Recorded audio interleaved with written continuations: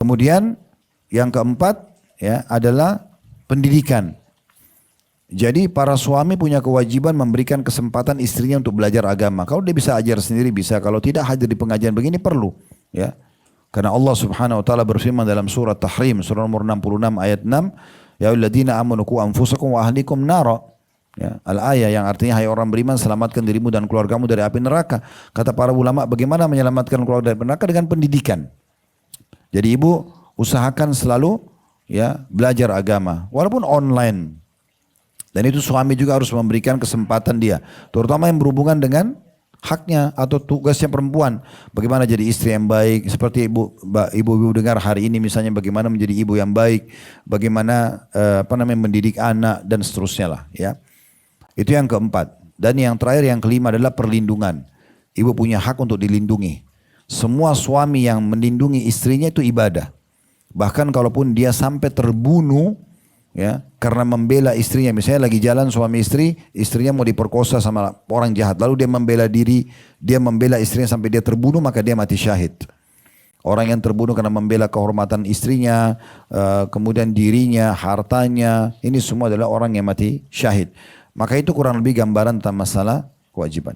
Nah, kalau Anda sudah begini hidupnya, maka Anda wajar mendapatkan gelar muslimah yang baik gitu ya. Kalau masih status istri ya. Nanti akan kita singgung sedikit masalah menjadi ibu ya. Nah, Nabi SAW mengatakan khusus wanita yang salihah ini, kata Nabi SAW, ad-dunya mata' wa khairu mata'id dunya al-mar'atus salihah. Dunia ini semuanya perhiasan, tapi ketahuilah perhiasan terbaik adalah wanita salihah. Itu memang ditekankan masalah itu. Berarti Anda akan mendapat predikat itu ya. Kemudian juga di dalam hadis Nabi SAW yang lain, min sa'adati ibn Adam thalatha wa min syikwati ibn Adam thalath. Termasuk kebahagiaan ya, anak cucu Adam itu 3 dan kesengsaraannya ada 3. Riwayat lain ada 4 sumber bahagia dan ada 4 sumber kecelakaan atau kesengsaraan. Disebutkanlah yang pertama itu adalah istri yang salihah. Ini adalah sumber kebahagiaan dalam rumah tangga. Kapan dia baik, taat kepada Allah, dia melayani suami dengan baik, tidak selingkuh, tutup aurat dan segala macam, ini akan menjadi perhiasan dunia terbaik, dan ini adalah sumber kebahagiaan.